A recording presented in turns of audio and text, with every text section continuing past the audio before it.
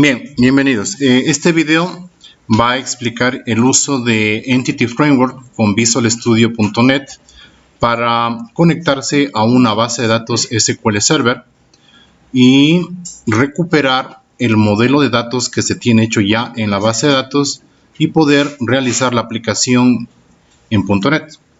Entonces, para eso vamos a ver un requisito importante, que es tener ajustado el sistema de base de datos de SQL Server para que pueda permitir conexiones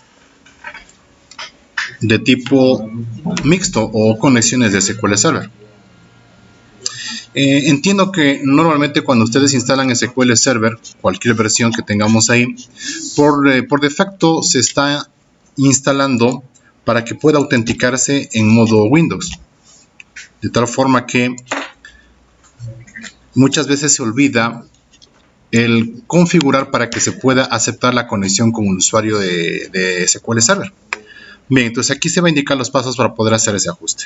Primero que nada, vamos a decirle que el servidor en las propiedades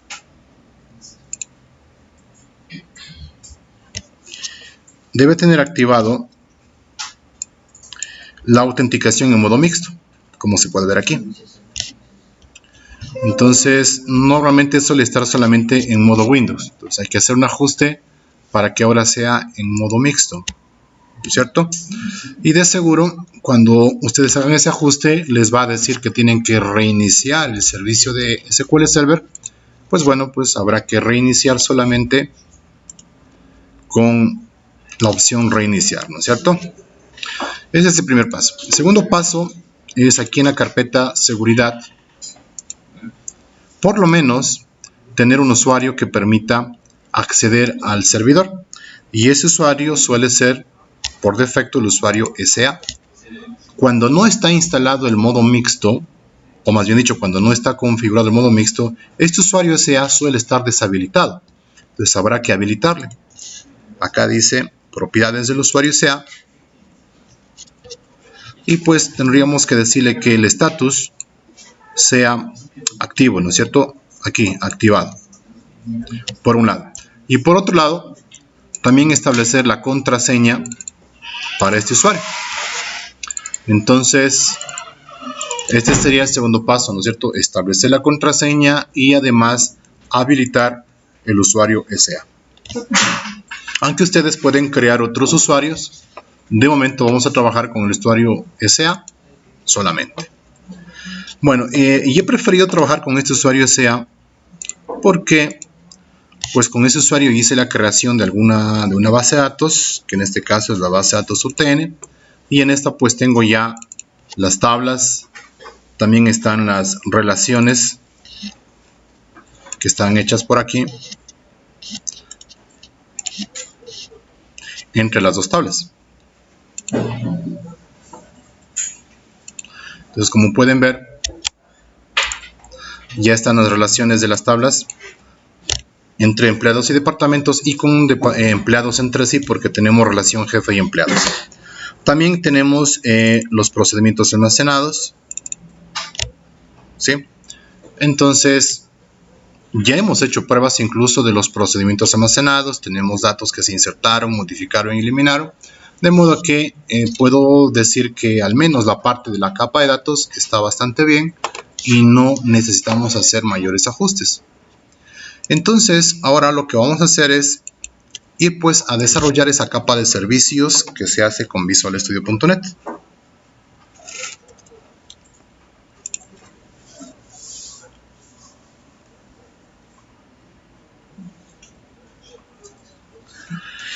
Entonces, solo por indicar,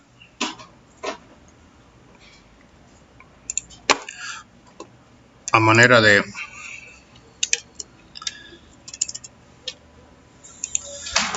tratar de hacer algo más entendible, tenemos nosotros en la parte inferior, ¿no es cierto?, el diseño de la base de datos. Y esta base de datos obviamente pues tiene las tablas, tiene las vistas, tiene los procedimientos almacenados, tiene funciones, ¿sí? Y todo esto en una base de datos de SQL Server. Ahora bien, lo que tratamos de hacer es conectarnos desde visualstudio.net, ¿no es cierto? visualstudio.net. Vamos a utilizar algo para conectarnos a esa base de datos. Y obviamente pues debemos partir del hecho de que debe existir e instalado aquí los drivers de la base de datos, que en este caso ya vienen de manera implícita, vienen instalados en el Visual Studio. Entonces no hay por qué instalar esto. Pero si se tratara de otra base de datos como Oracle, MySQL, Informix, Sybase, habría que instalar los drivers de la base de datos, pero que sean nativos para el framework de .NET, ¿sí? Si no se puede hacer eso, al menos deberíamos buscar una opción del carácter de drivers para conectarse a una base de datos de tipo OLEDB, al menos. Entonces, eso hay que tener muy en cuenta para el caso de los drivers. Y decíamos que de manera implícita ya viene para SQL Server. Entonces, no hay mucho que hacer aquí. Y de hecho, para SQL Server ya son los drivers nativos para .NET, lo que garantiza pues una eficiencia en su ejecución. Pero por encima de los drivers necesitamos también utilizar las librerías propias de .NET que se conocen como ado.net. Entonces eso también ya viene preinstalado, o sea, ya viene con el framework de .NET. Y esto lo que nos permite pues son librerías de acceso a datos. Nosotros somos objetos de acceso a datos, Access Data Objects de .NET. Entonces esto también ya viene preinstalado de manera implícita en el .NET, no hay que instalar. Lo que sí tenemos que agregarle, y ni siquiera agregar de manera manual porque esto también es de manera automática, es el framework que nos permite trabajar con la base de datos en modo entidades. Y esto se le conoce como Entity Framework.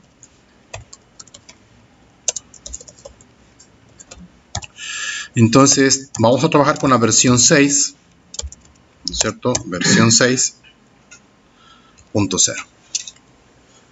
Esto, como digo, de manera automática se instala en el proyecto, no hay mucho esfuerzo que hacer, así que no hay mucho que dar. Lo que sí tenemos que hablar es que Entity Framework lo que permite es un ORM, y ustedes saben que ORM significa un mapeador relacional para programas que se utilizan con lenguaje orientado a objetos. Entonces, ustedes saben que en la base de datos trabajamos con estructuras de tipo SQL, trabajamos con lenguaje SQL y trabajamos con modelo entidad-relación. Pero a nivel de aplicaciones en lenguajes de programación, como es el caso de Visual Studio.NET, trabajamos con clases y con objetos. Es más, lenguaje orientado a objetos. Entonces, de alguna manera tenemos que hacer ese mapeo, ¿no es cierto?, de entidad-relación, mapearle a objetos. Entonces el ORM me permite hacer ese mapeo, ¿no es cierto?, para que nosotros no nos preocupemos de hacer esa conversión. Y para esto pues usa el concepto de entidades. Entonces las entidades no son nada más que unas clases, ¿no es cierto?, clases de programación orientada a objetos, que contiene dos cosas. Tiene atributos propios de una clase, ¿no es cierto?, atributos de clase. Y tiene métodos, ¿no es cierto?, con lógica de programación, métodos. Y estos métodos me sirven entonces para poder tener el acceso a recuperar y enviar datos con la base de datos. Entonces, por eso es que estas entidades tienen estas cosas, ¿no es cierto? Tienen los atributos de clases donde yo puedo colocar datos de la base de datos. Para eso me sirven atributos, para colocar información ahí. Y los métodos me permiten acceder a la base de datos y colocar y recuperar esa información. Bueno, de todas formas, como decíamos, estas entidades contienen atributos y métodos que para las capas superiores, es decir, cuando hagamos acá aplicaciones, en la parte superior, estas aplicaciones no necesitan tener estos métodos. Solamente necesitan los datos, los atributos de clases que contienen los datos de la base de datos. No necesitan saber más. Por lo tanto, yo necesito buscar una forma de enviar datos solamente y no programas. Entonces, para eso yo voy a crear unas clases que contengan solo datos. ¿Sí? Entonces, básicamente, el trabajo nuestro está aquí, en crear esas clases que contengan solo datos. ¿Sí? Y luego, entonces, debería crear en visualstudio.net unos servicios locales que lo que hacen es exponer las clases con solo datos, ¿no es cierto? Expone hacia las aplicaciones superiores. Eso es lo que hacen los servicios locales. Pero sucede que nosotros, para hacerle más eficiente esto, porque los servicios locales solo permiten una ejecución local, entonces lo que hacemos es crear una capa de servicios distribuidos que lo que me permiten es tener una ejecución obviamente distribuida, ¿no es cierto? Pero yo le voy a poner aquí una ejecución remota para que esté a disposición en internet, en la red, y además tenga una ejecución en varios servidores inclusive. Entonces eso hace que nuestros servicios pues sean mucho más eficientemente servidos, como quien dice. Y luego sí, entonces las aplicaciones superiores lo que harían es conectarse directamente con los servicios distribuidos y consumir los datos. Entonces, por lo tanto, lo que hago aquí es una especie de reutilización.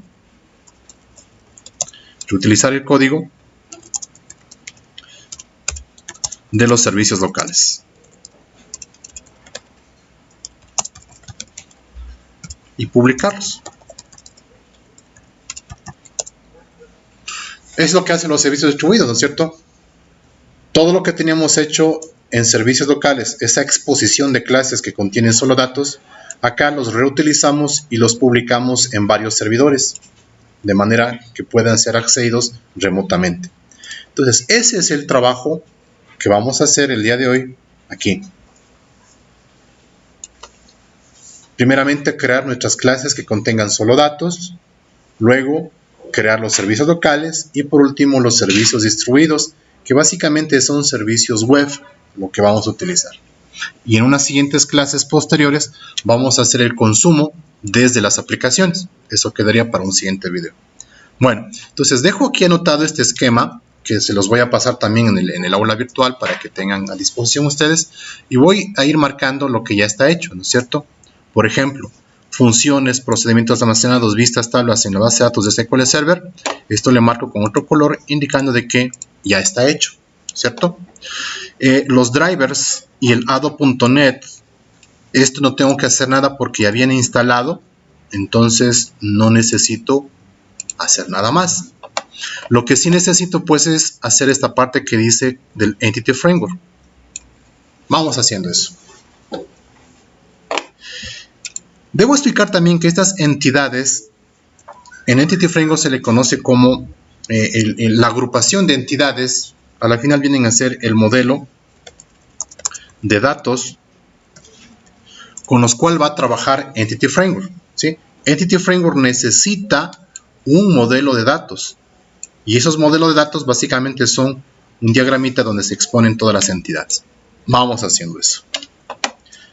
Pues vamos por acá a visualstudio.net y le digo, mira que quiero crearme un nuevo proyecto. Y este proyecto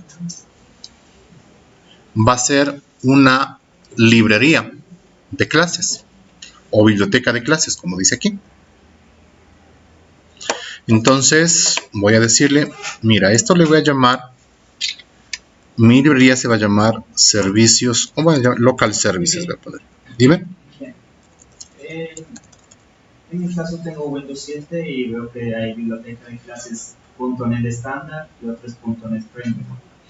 Póngale la Supongo que es de estándar. Sí. No he revisado la versión 2017, me dice, ¿no? Sí. Sí, no he revisado. Ya me bajé, pero no he revisado todavía para ver cuál es. Bueno, le pongo aquí con nombre en inglés, ¿no? Local Services, el nombre del proyecto, biblioteca de clases.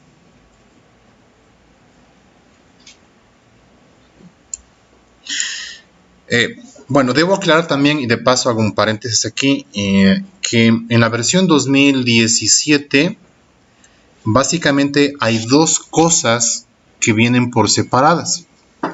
La una es el modo de trabajo tradicional con el framework que hasta ahora conocemos en la versión 4.5 y versión 5 incluso, y que tiene una forma de trabajo tradicional. Y hay una versión que se llama el Framework Core o el Visual Studio.NET Core, ¿no es cierto? Que trae un framework diferente, con una forma de trabajo diferente. Entonces, de hecho, ya existen en línea todas las ayudas, todos los cursos online, los videos, el canal de Microsoft, donde te explica cómo trabajar con este nuevo framework llamado Framework Core. Entonces, incluso nos dice que no existe compatibilidad entre la forma tradicional y el Framework Core. Entonces, bueno, mi trabajo en los siguientes días del siguiente verano, o sea, intersemestral, es ya trabajar con esta versión, investigar cómo está para ya incluir en las clases esa nueva versión. Por eso es que todavía no he revisado. Yo presumo que si tú estás eligiendo librería de clases estándar, debe ser entonces la forma clásica que estamos viendo hasta hoy. Y la que te dice librería de clases con framework debe ser con el framework core nuevo con el cual están trabajando. Entonces, no tengo todavía cierto eso, pero te indico que puede estar por ahí el tema, ¿no? Listo. Bueno, entonces hemos creado aquí un proyecto de librería de clases y de momento pues solamente tiene esto. Entonces, a esto, según nuestro esquema de trabajo, tenemos que agregarle entonces Entity Framework, la versión 6 en este caso, para poder conectarme a la base de datos. Entonces, simplemente es decirle acá al proyecto, ¿no es cierto? Decirle al proyecto, perdón, decirle quiero agregar un nuevo elemento. Y en esos elementos nuevos que quiero agregar debe existir entonces el Ado.NET Entity Data Model, o como quien dice pues el modelo de datos de entidades para Ado.NET, ¿cierto? Entonces, con todo esto lo que estamos haciendo es decirle quiero crear un modelo de datos que va a trabajar con Ado.NET. Y ustedes saben que el Entity Data Model no es nada más que el Entity Framework que a la final vamos a trabajar. ¿Sí? Entonces, a este modelo le hemos puesto o le dejamos con el nombre que dice aquí, Model 1. Ese es mi modelo, así se va a llamar. Simplemente le digo agregar. Si no aparece el lado. Si no aparece el lado. Debe existir, debe haber por un lado. Debe haber. Quizás habrá que tener cuidado con la versión de framework. Yo estaba trabajando con la versión 4, me parece. Me refiero a esto, que aquí cuando digo nuevo proyecto, había que poner cuidado con la versión de framework, ¿no es cierto? Por tema de compatibilidad he elegido la versión 4, ¿sí? Aunque pude haber elegido la versión 4.6, que viene ya con esta versión, pero le pongo la versión 4 para tener esa compatibilidad. Entonces, bueno, repito por acá, digo, quiero agregar nuevo... agregar nuevo elemento. Aquí es. Agregar nuevo elemento. Entonces le digo modelo. Y decíamos entonces que teníamos 4 formas de generar modelos. La primera decía que es un modelo vacío, donde nosotros escribimos desde el lenguaje de programación de .NET el modelo de entidades. Y eso se le conoce como la forma Code First, primero el código. También tenemos Code First desde una base de datos que ya existe. Entonces escribo código leyendo el modelo de datos de una base de datos que ya está prediseñada.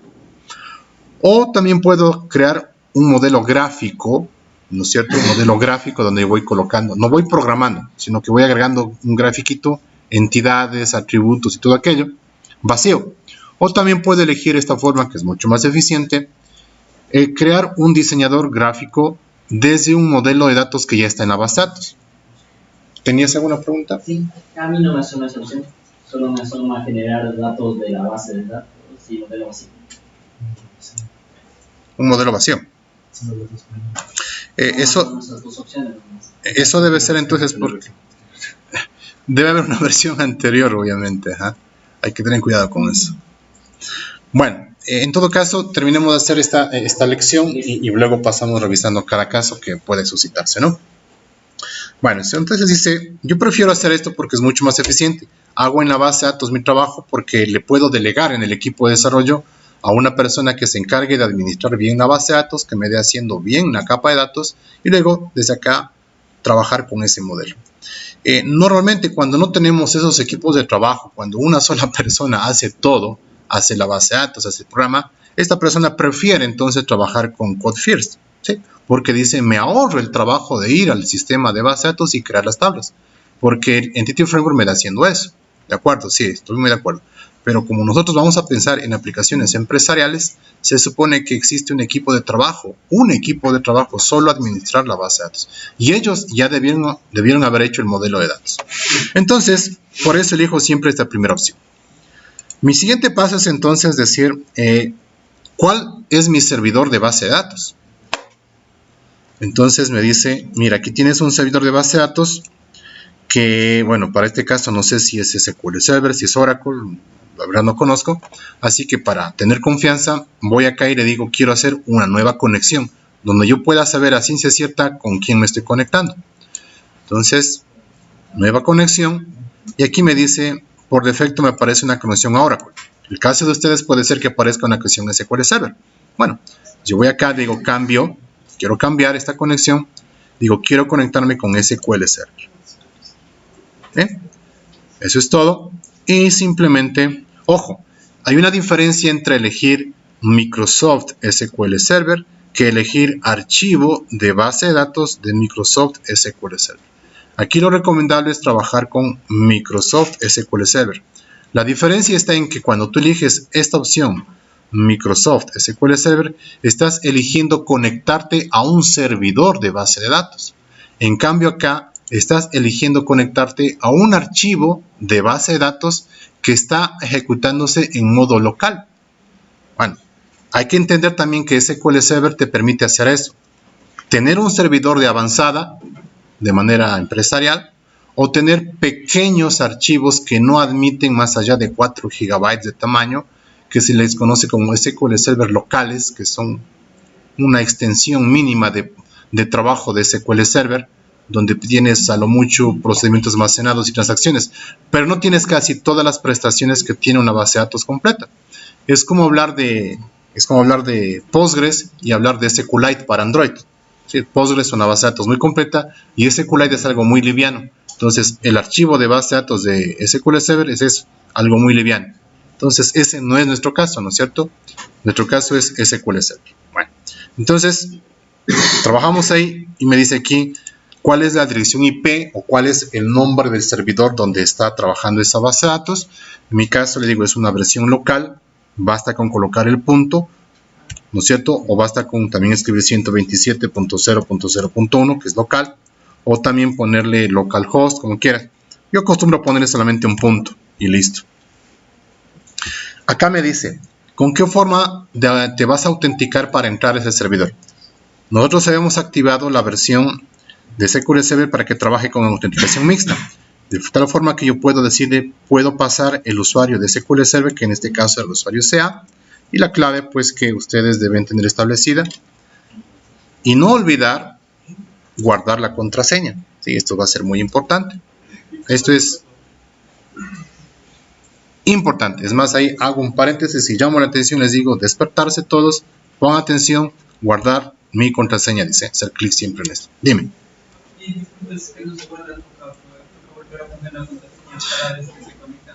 Efectivamente. Cada vez que tú ejecutas el aplicativo, donde se ejecuta, tienes que poner la contraseña, ¿sí? O por último te va a decir acceso negado, ¿sí? De hecho te va a decir eso, no tienes acceso porque no has enviado la contraseña. O sea, no se te pone una pantallita pidiéndote la contraseña, jamás. Simplemente te dice no tiene acceso, ¿sí? Entonces, para evitar ese problema, Aunque se puede corregir, ¿no es cierto? A la final lo que aquí se genera es una cadena de conexión. Y luego yo podría modificar la cadena de conexión para incluir también la contraseña ahí, ¿sí? Pero yo, para efectos de que no se nos haga difícil, hago que esta forma sea mucho más rápida y le digo guardar mi contraseña, ¿sí? Entonces, bueno, aquí lo que tengo que hacer es elegir la base de datos con la cual voy a trabajar, que en este caso es UTN. Y por si acaso hago una prueba de conexión, me dice que está muy bien. Y digo, perfecto, aquí vamos a aceptar. Bien, entonces, luego me dice, al crear esa cadena de conexión, yo le dije que se incluya la clave. Y aquí me dice, ¿no? Y está enmascarada la clave. Y esta es mi cadena de conexión que se ha generado. Entonces, como tú me decías, ¿qué pasa si no le pongo guardar la clave? Simplemente en esta cadena de conexión no se iba a incluir esta parte, ¿sí? Esta parte. Entonces, yo en el futuro yo podría irme a la cadena de conexión, colocar eso y listo. Y de hecho hay que hacer eso cada vez que cambio de ambiente de trabajo, porque lo que hago aquí es ambiente de desarrollo. Cuando le pase ambiente de producción, tengo que colocar las IPs del nuevo servidor, el usuario del servidor de producción y la clave del servidor de producción. Hay que hacer eso de todas maneras cuando pasa a producción. Pero bueno, lo que también te dice aquí, y hay que recalcar también, es que si dice, debo incluir, dice, inclúyame los datos confidenciales en la cadena de conexión. Es decir, guárdeme estos datos que están aquí, que son confidenciales, en la cadena de conexión. Y luego me dice, ¿cuál va a ser el nombre de esa cadena de conexión? Y aquí le pone UTN Entities. Y algo que hay que tener en cuenta también es que este mismo nombre de cadena de conexión también va a adquirir toda la clase que encapsula todo esto, ¿sí? Esa clase que encapsula el ORM y las entidades, esa clase va a tener también el nombre UTN Entities. Entonces, siempre yo les digo, tener mucho cuidado y colocar aquí de una vez un nombre que sea sugerente, ¿no es cierto? Puedo ponerle Entities, bueno, voy a ponerle capa entidades, como para, bueno, capa Entity Framework.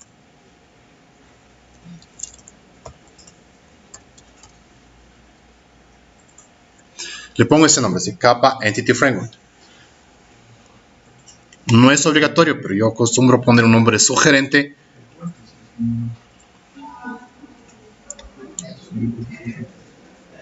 Luego me dice, este Entity Framework, ¿con qué versión quieres trabajar? ¿Con la 6 o la 5? Obviamente con la 6, la más actual.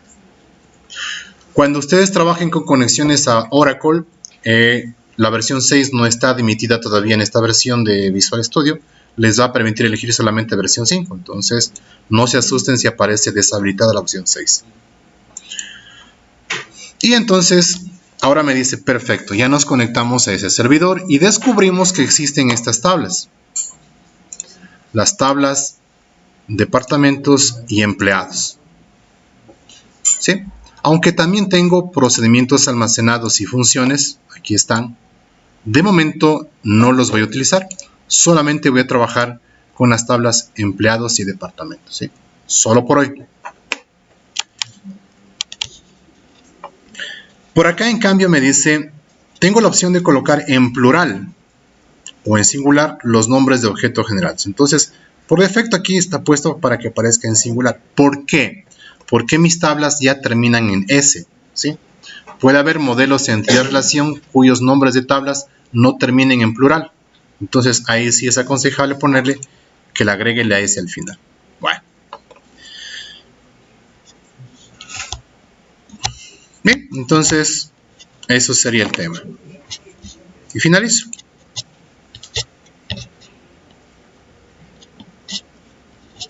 En este instante lo que está haciendo es instalar en aplicativo, instalar Adobe.net, drivers de la base de datos nativos, está creando el modelo de datos, está instalando Entity Framework, está creando el ORM, ¿sí? Nos da creando los atributos, los métodos, todo nos da creando. Todo, es decir, voy a marcar aquí todo esto y le digo como que ya está creado. Hasta ahí estaría creado. Veamos si ya culminó. Bueno, falta todavía, creo.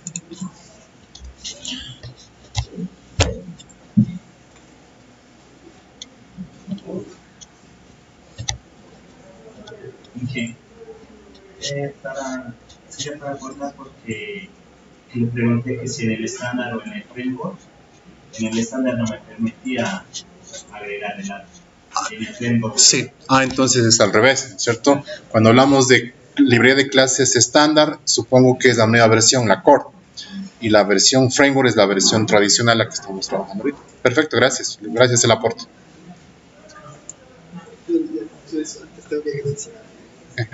Bueno, entonces mira, ya tengo el modelo. Se llama Model 1. Tengo los departamentos y los empleados. Y descubrió que en la base de datos existen estas relaciones. Aquí aparentemente este es un modelo de entidad-relación. Pero básicamente esto es un gráfico de modelo de entidades. De Entity Framework.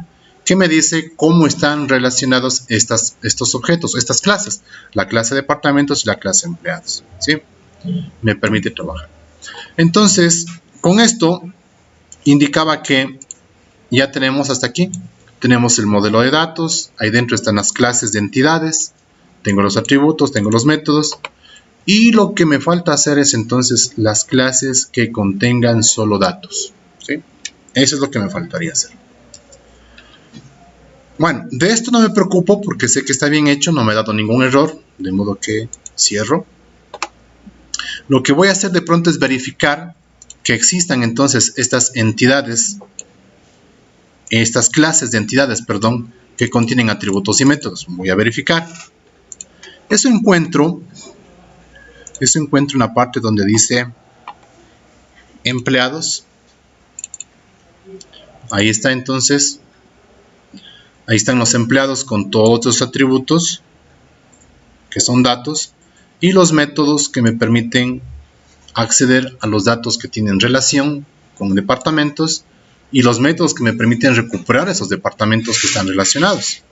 Tengo también aquí el constructor, que lo que hace es instanciar algunos elementos para acceder a la base de datos, ¿cierto? Entonces todo esto es lógica de programación y datos, es decir, tengo métodos y atributos. Entonces, esto está comprobado que existe. Voy a comprobar que está el Ado.net y los drivers. Entonces, acá en las referencias tengo entonces Entity Framework. Perfecto. Cuando tengo System.data, quiere decir que está instalado también o referenciado el Ado.net, lo cual corrobora lo que estamos diciendo, ¿no? System.data significa que está trabajando con Ado.net. ¿Bien? Y adicional me ha colocado unas extensiones para trabajar con un nuevo lenguaje de consulta de base de datos integrado llamado LINQ. Bueno, entonces se supone que estamos bien. Ahora entonces voy a hacer esas clases que me permitan exponer solamente datos. Es decir, solamente me interesa estos atributos. Les voy a marcar con otro color para que diga necesito solo esto, ¿no? Entonces, si necesito solo esto, es muy factible que yo vaya a la clase de entidades que tengo, que estaba por acá. Aquí está empleados, ¿cierto? Y le digo, solamente quiero copiar los atributos que hacen referencia a los datos. Esto es lo único que me interesa. ¿Ya? Y voy a crear entonces una clase empleados. 2 puedo ponerle, ¿ya? Y ahí coloco entonces esos atributos para la clase empleados 2.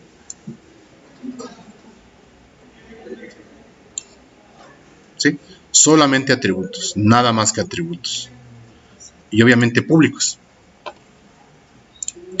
Aparte de eso, entonces también necesito otra clase pública que sería departamentos 2.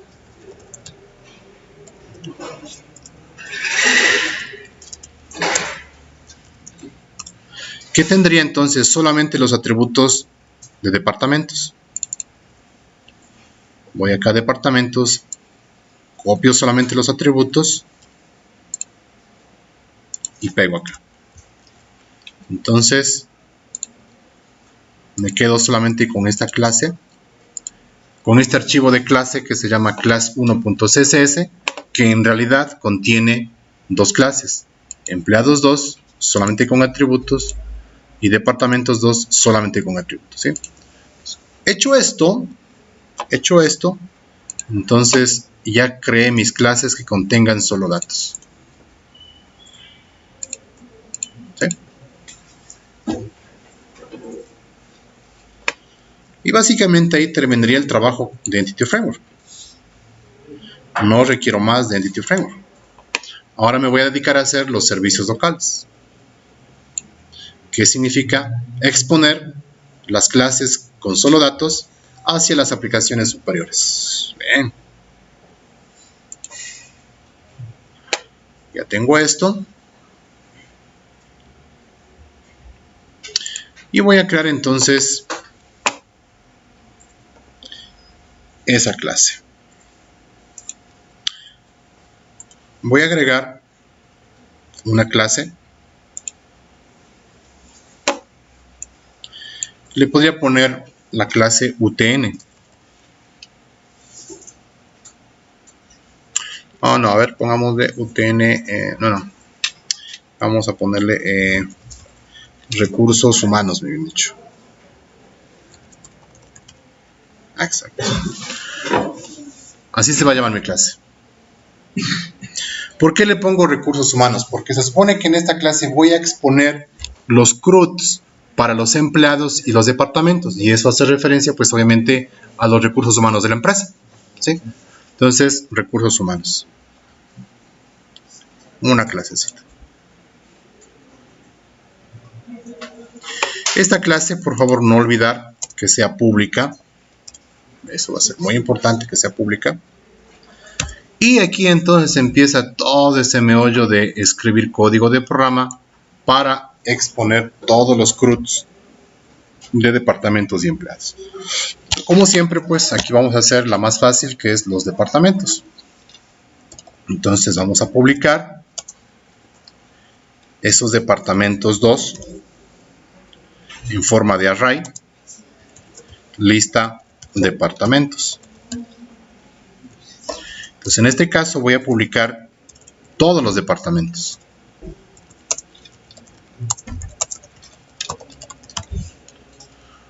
Por eso es que no coloco aquí ningún parámetro para filtrar. Y ya saben ustedes que todo es así. Using var ctx igual new era entidades, me parece. Eso, capa entity framework. Entonces, quizás aquí pueda tener entonces más sentido el nombre que le puse a ese objeto que decía capa entity framework. Porque estoy diciendo, mira, voy a crearme una instancia de esa capa entity framework. Es decir, voy a instanciar todo esto que está aquí. El ORM, las entidades, todo lo que es entity framework voy a instanciar para poder acceder a la base de datos y recuperar los datos, ¿no es cierto? Entonces, y esa instancia se llama contexto de base de datos. He puesto CTX. Entonces ya tengo instanciada ese acceso a mi base de datos a través de Entity Framework. Y le digo entonces voy a crear una lista de datos que va a ser igual a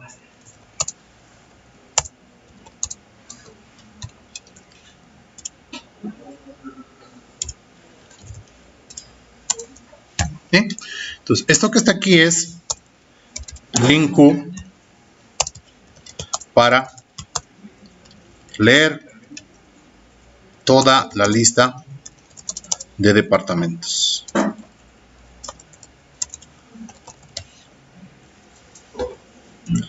Esa es una sintaxis link Q que me permite leer la lista de departamentos.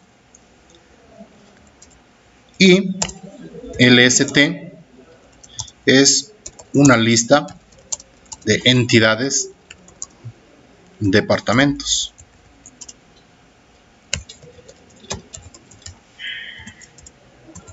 Es decir, contiene datos y métodos.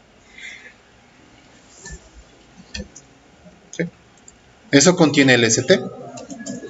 Lo que vamos a hacer ahora es sacar solamente los datos del LST.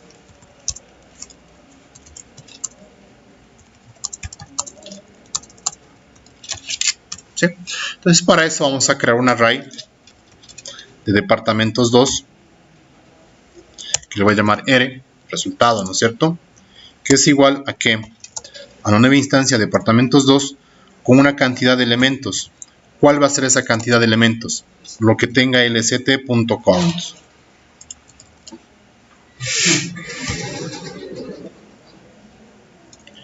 Entonces, aquí está. Instanciar un array de clases que contienen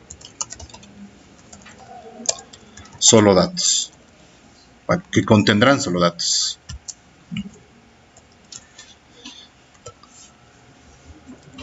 Bien, ahí está. Ahora vamos a recorrer el LST para leer los datos. Entonces aquí es for each var de in LST. Con eso estoy recorriendo la lista de datos. Y necesito también un entero que empiece en 0. De modo que cada vez que tengo datos, digo R en la posición y más va a ser igual a un nuevo de instancia del departamentos 2, ¿no es cierto? Y aquí voy a colocar los datos de departamentos 2. Sería id departamento va a ser igual a d.id departamento. Descripción es igual a d.descripción. Y finalmente ciudad es igual a d.ciudad. Entonces con eso lo que estoy haciendo es recorrer la lista, leo los datos y voy creando el array.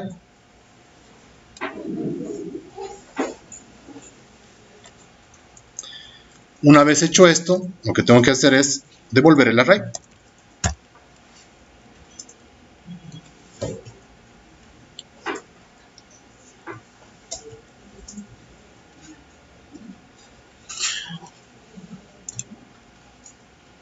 Si está entendida esta lógica de programación que está aquí, ¿no? ¿Sí? Esta estructura, bueno, esta sintaxis que dice new departamentos 2 abro llaves, me permite crear la instancia de esa clase e ir asignando de una vez los valores a los atributos. Esos atributos los leo ¿de dónde? De este objeto D, que es el objeto que va recorriendo la lista. De ahí voy leyendo los datos. Y el i++ simplemente es ir incrementando la variable i para que vaya pues colocando en la posición del array correspondiente, ¿no? Bueno, aquí la pregunta es, ¿está bien puesto i++ o sería ++ i? I++, ¿no es cierto? Porque primero lee el valor y luego agrega. Y el array tiene que empezar en 0. Entonces está bien. ¿Eh? Entonces, tenemos ya la lista de departamentos. Ahora bien, vamos a hacer esto mismo, ¿cierto? Esto mismo para... Dime. ¿No sería después? Porque, o sea, primero tiene que ser 0, ¿cierto? 0, ajá. Y ahí se va a hacer 1, supongo. Y la pregunta era esa que yo hacía. Porque, mira, empieza en 0 y aquí esta ejecución, ¿qué devuelve? 1. Devolvería 0. Devolvería la lectura a 0 y le incrementa a 1. O sea, en la i se va a guardar el valor 1, pero antes de guardar el valor 1, te devuelve primero el 0. ¿Recuerden ustedes la diferencia entre colocar i++ y colocar ++ i? ¿Cuál es la diferencia? I++ primero lee el valor actual, 0. y luego le incrementa 1. Más i, primero le incrementa, le pondría 1 y devuelve el valor nuevo, que sería 1. ¿Sí? ¿Estamos claros con eso?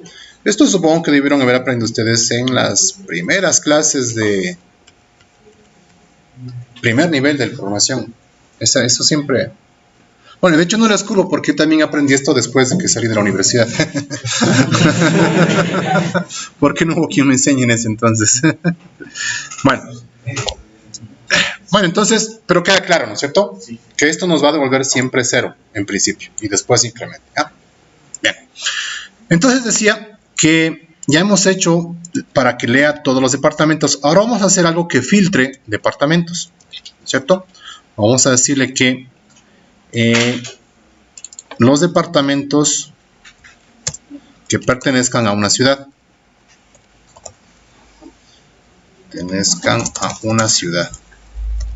¿Ya? Lista de departamentos por ciudad. Así sería lo que vamos a hacer. Entonces la variante a este código de programa solamente estaría en la condición y en el parámetro. Decirle string ciudad. Es decir, tiene que enviarme en qué ciudad necesito buscar los departamentos. Y este parámetro ciudad lo voy a utilizar acá en el INQ. Aquí le voy a decir una condición. Where de.ciudad.toLower. Le pongo toLower para garantizar el contenido, para garantizar la comparación, más bien dicho, ¿no? Ciudad.toLower. Entonces, con eso, la lista que viene desde el SQL Server viene solamente de los departamentos cuya ciudad sea igual al parámetro que me están pidiendo. ¿Sí? El resto seguiría igual, ¿no? No habría ningún cambio adicional. Entonces, ese sería otro filtro. Vamos a hacer un tercer filtro.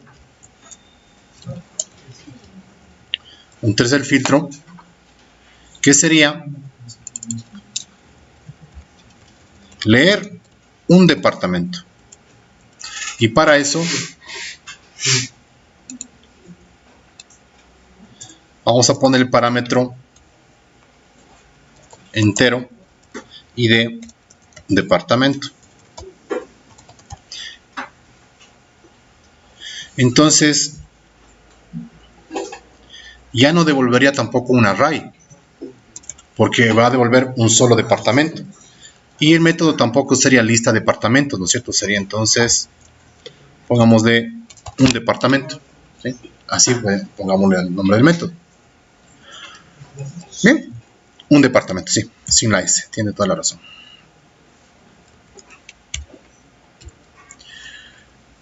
Bien, entonces aquí va a cambiar la estructura de las cosas. Primero que nada, ya no necesito hacer una lista, ¿sí? Lo que necesitaría simplemente es decir var_de es igual a ctx.departamentos y búsqueme por clave primaria, ¿sí? Entonces aquí esto hace una búsqueda por clave primaria, ¿sí? Que es mucho más eficiente, más rápido, ¿no?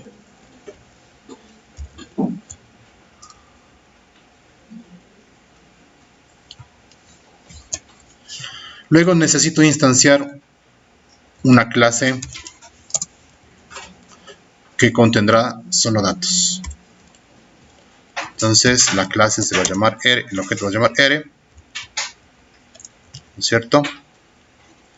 Y bueno, de una vez le creo la instancia. Bueno, no necesito hacer eso. No necesito esto. Solamente creo la variable, nada más. Luego necesito preguntar si, ¿no es cierto? Si los datos del departamento es igual a nulo o es diferente de nulo. Entonces ahí hago la lógica de programación que me permita recuperar la data. Entonces, bien vendría esto que está aquí. Vamos a hacerle así.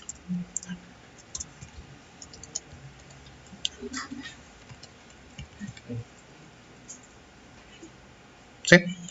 Ahí estaría.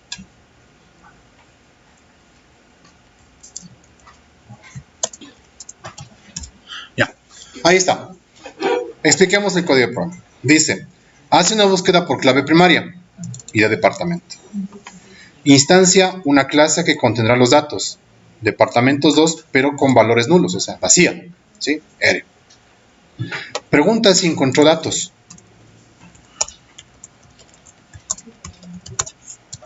¿Encontró datos?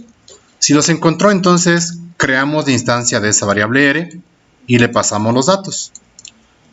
Y termina enviando o devolviendo los datos que encontró. Si encontró. Si no, devuelve nulo. ¿Sí? Entonces, eso hace este código de programa. ¿Ven? Ahora vamos a implementar el insert.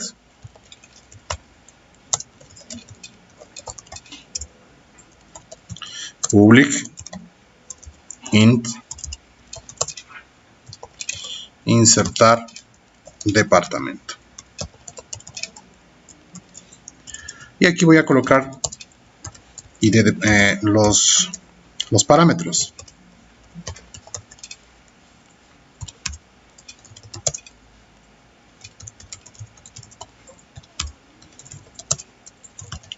Ciudad.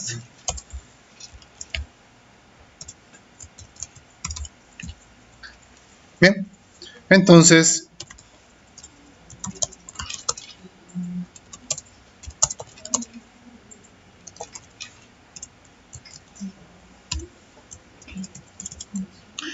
y vamos a decir lo siguiente.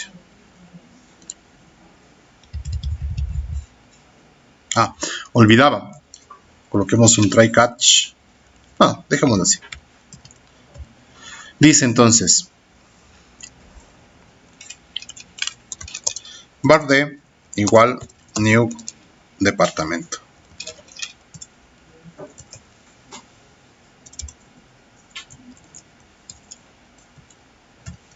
Entonces sería id departamento es igual a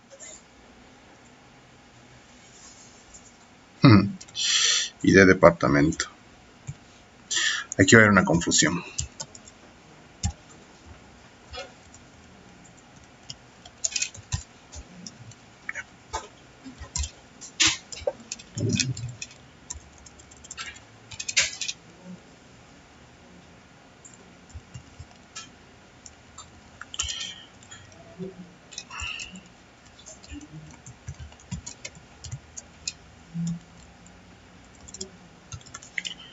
Descripción es igual a descripción de punto ciudad es igual a ciudad. Ya, entonces crear el registro del nuevo departamento.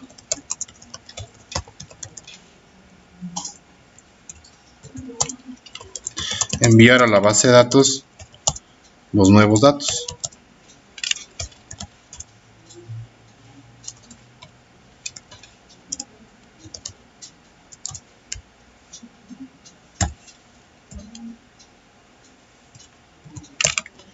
Guardar los cambios.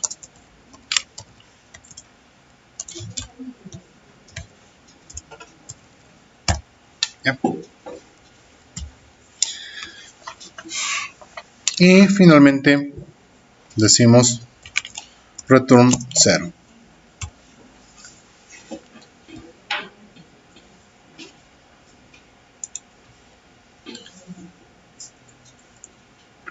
Con eso hemos entonces insertado el departamento. Vamos a copiar esto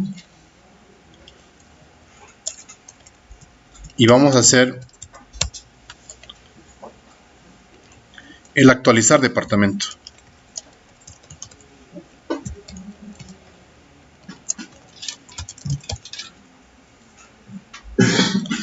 Y esto obviamente pues tiene diferente conmutación. Debo leer el departamento. Leer los datos del departamento. Para eso utilizo lo siguiente. ctx.departamentos.find id departamento, ¿no es cierto? Y esto leo por clave primaria, que es más rápido. Pregunto, si D es diferente de null, es decir, si existe el registro. Si existe el registro, entonces procedo a hacer los cambios y guardo los cambios.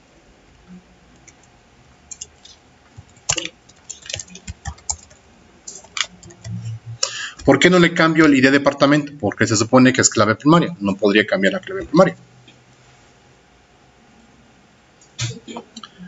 Con eso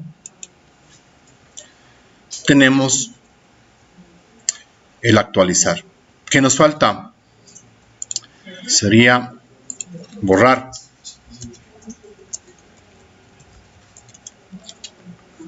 Vamos. Delete departamento. Y para el borrar departamento solamente necesito como parámetro el ID departamento. Bien, entonces la lógica es la misma. Leo los datos del departamento por clave primaria. Si encontró, entonces si los encontró, hay que eliminar. ctx.departamentos.remove D.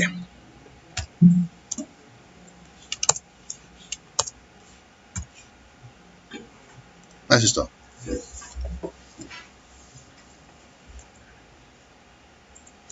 Y me parece que debo hacer un cambio acá arriba. Ya. Este cambio es así. Guarda los cambios siempre y cuando haya cambios que hacer, ¿no es cierto? Ese ajuste había que hacer, por favor. Corrijan esa parte. Nada más. Entonces ya tengo los CRUDs. Tengo los CRUDs para la tabla de departamentos. Lo que significa entonces que de alguna forma ya tengo hecho las clases que contengan los datos y de alguna manera ya hice los servicios locales, aunque todavía están incompletos porque falta hacer para empleados. Por eso lo voy a marcar esto con otro color, indicando de que está incompleto con un color medio encendido. Pero lo dejo así porque quiero pasar a la siguiente parte, que es hacer los servicios distribuidos. En el caso de insertar, si tenemos, por ejemplo, el del ID, que es digamos, que proponemos que se vaya incrementando automáticamente. Ajá. Entonces, ¿es necesario ahí mandar un parámetro? En el insert, no es necesario enviar, puedes mandarle 0, porque en la base de datos, si más no recuerdo, ese parámetro, en mi caso, en mi procedimiento almacenado, no lo tomaba en cuenta, estaba obviado, pero sí se recibe. Pero sí se recibe. O sea, ¿los parámetros le ponemos o...? No, verás. No, es más, ni siquiera estoy utilizando procedimiento almacenado, ya recordé. Esta forma de trabajo que estamos haciendo hoy, recuerden que al principio dije, solamente voy a incluir las tablas, más no los procedimientos almacenados. Cuando hago eso, Entity Framework, cada vez que hago insert, updates, deletes, construye la instrucción insert, update, delete en SQL. Construye y le manda a ejecutar SQL la instrucción. Pero, ¿cómo saber si se va a enviar o no el ID departamento si este fuese autonumérico? La pregunta es muy al lugar y tiene mucho sentido y le agradezco por su aporte.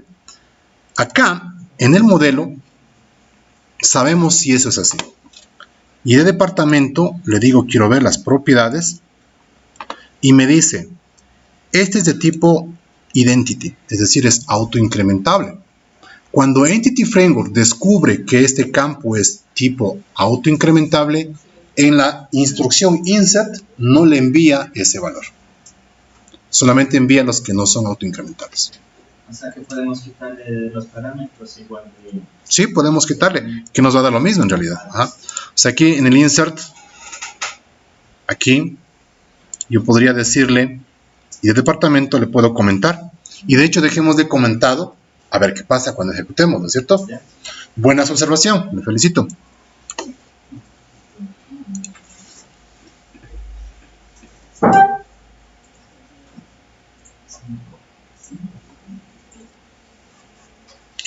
Muy bien, entonces, como ya tenemos hecho esta parte, ¿no es cierto? Servicios locales. Ahora, vamos a hacer los servicios distribuidos. Entonces, para esto, por favor, no olvidar, porque si se olvidan, tendrían que hacerlo en otro momento, mucho más confuso. Yo prefiero hacerlo acá antes de olvidarme. Voy a compilar la solución, para ver qué tal voy, ¿no es cierto? Si me marca errores, alguna cosa. Entonces le digo, compilar la solución.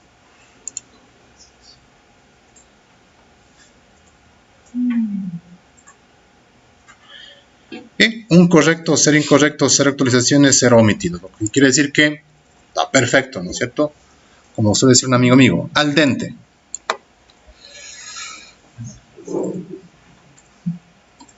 Ahora voy a hacer entonces la parte de los servicios distribuidos. Y como ustedes saben, estos servicios locales solamente es un archivo DLL a la final, ¿no? Es un archivo DLL.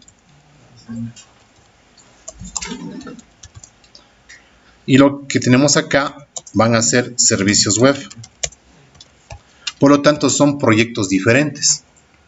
Proyectos muy diferentes. Ahora, entonces, para hacer eso, acá en la solución voy a agregar un nuevo sitio web. Ya no es un proyecto, sino un sitio web. Este sitio web, le voy a decir que es un sitio web vacío. Se va a llamar servicios distribuidos.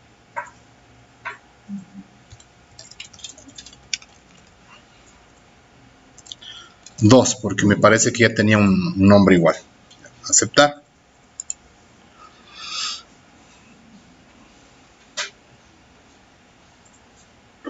Y ahí está mi sitio web. Servicios distribuidos. Entonces, esto lo que hago simplemente es cerrar y cerrar. Y me voy a dedicar solamente a los servicios distribuidos. Dime. En mi caso del sitio web tengo aplicación web de framework, otro tengo aplicación web .NET Core, otro aplicación Framework. web Core. Framework. La de Core es la nueva versión, ¿no? La Core es la versión. Framework debería ser. Ya, entonces dice servicios distribuidos 2. Este es un sitio web vacío. Pero como dijimos, lo que necesitamos es exponer un servicio web. Los servicios web se exponen en servidores web. Es obvio. Entonces aquí tengo una aplicación web que va a publicar un servicio web. Significaría entonces decirle, quiero agregarle a este servicio distribuido, quiero agregarle un servicio web ASMX, que es el más simple de todos. Hay otros que son un poco más complejos que se llaman WCFs. Ya veremos más adelante de qué se tratan. Pero el más simple de todos es el servicio web ASMX. Dice, ¿cómo se va a llamar el servicio web? Bueno, se va a llamar, voy a ponerle, bueno, ya, web service está bien ya.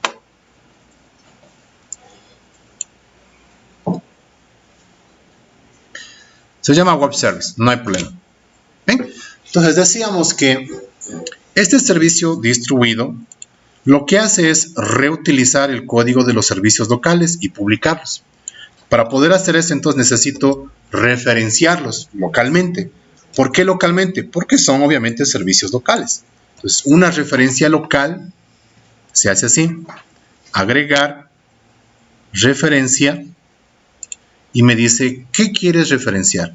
Quiero referenciar en mi solución, quiero referenciar local services. Ahí está. Entonces, el momento que hice eso, y si yo compilé los servicios locales, entonces aquí se crea la carpeta bin, se incluye las librerías Entity Framework y los archivos, el archivo local.services.dll. Si no compilé, esto no se va a incluir. No significa que hay un error, simplemente que no está compilado. Entonces, si no compilé, es momento de que ustedes digan aquí otra vez, compilar solución. ¿Sí? Y ahí sí va a aparecer entonces en la carpeta bin estos elementos. Bien. Ahora dice entonces, hagamos los servicios web. Bueno, los servicios web, como dijimos, no son más que archivos que se publican en un browser. En este caso podemos visualizarlos. Y ahí tendremos entonces el método típico Hello World que invocamos y debe funcionar y nos devuelve XML. Entonces significa que el servicio web está funcionando bien y vamos a hacer el resto de implementaciones. ¿Bien? Vamos a reutilizar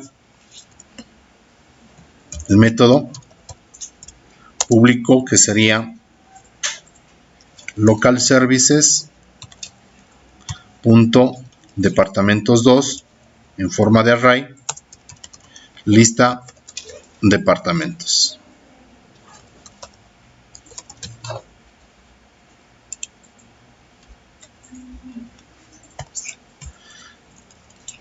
Y esto lo único que hace es publicar reutilizando el código, ¿no es cierto?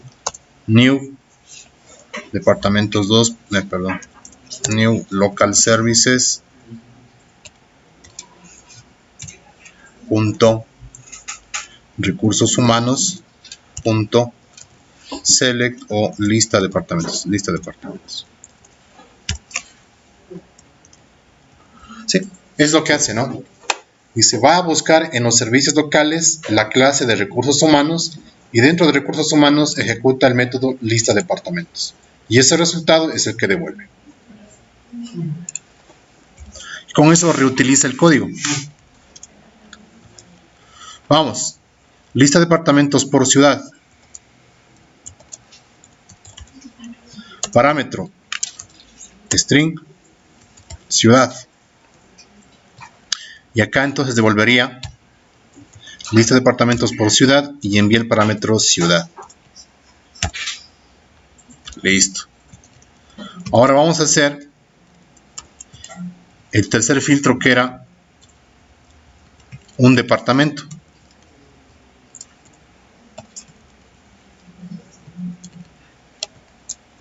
Y el parámetro era un entero y de departamento. Y devuelve un departamento con el parámetro de departamento. Sigamos. Vamos a devolver un entero. Insertar departamento. Este necesita los siguientes parámetros. ID departamento. String. Descripción. Y ciudad. ¿Qué devuelve? Insertar departamento. Y aquí vienen los parámetros del caso. Sería ID departamento, descripción, ciudad.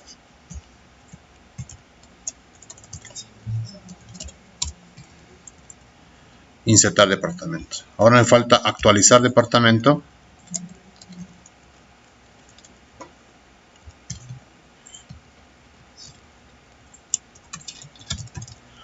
Actualizar departamento y el método sería actualizar departamento. ¿Ya? Me falta borrar departamento.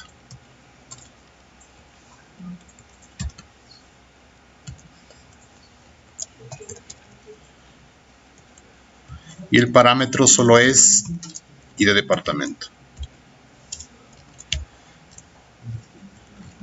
Y acá tenemos entonces borrar departamento con el parámetro de departamento y nada más.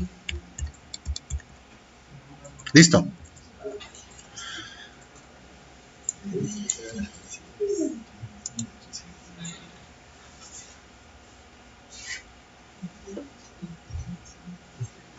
Perfecto. Entonces, como ya tengo esto, vamos a probar. Voy a generar la compilación o la solución. Ahí está listo. Acá vamos a decirle que quiero recargar la página. Ahí tengo entonces los métodos web ya corriendo. Y dice entonces vamos a listar los departamentos. ¿Ya? Error. Este error dice que no existe una cadena de conexión. No está bien que aparezca porque casi siempre olvidamos eso. Nos falta la cadena de conexión. Dice no connection string. ¿Ya? Y dice que debe llamarse Kappa Entity Framework, ¿no? Bien. ¿Dónde está esa cadena de conexión? Recordemos que acá teníamos dos cosas. Los archivos de servicios locales y ahí tenemos el archivo appconfig. Y ahí tenemos la cadena de conexión Kappa Entity Framework.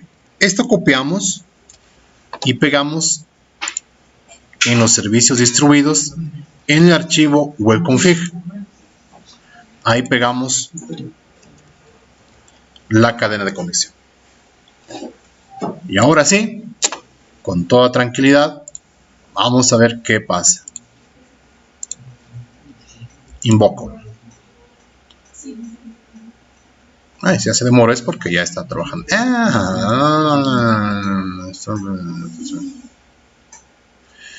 Conversión.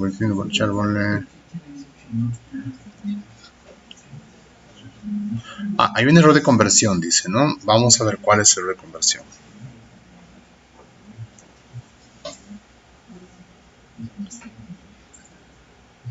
Bien. Como tenemos algo que depurar, entonces vamos a mandarle en modo depuración. Para hacer el modo depuración, necesito decirle primero que de esta lista de proyectos que tengo en la solución, los servicios distribuidos, estos son el proyecto inicial, el principal. Establezco como proyecto de inicio. Ya. Y dentro de esto, le digo, quiero, aquí le apunto al web service y ahí le digo ejecutar.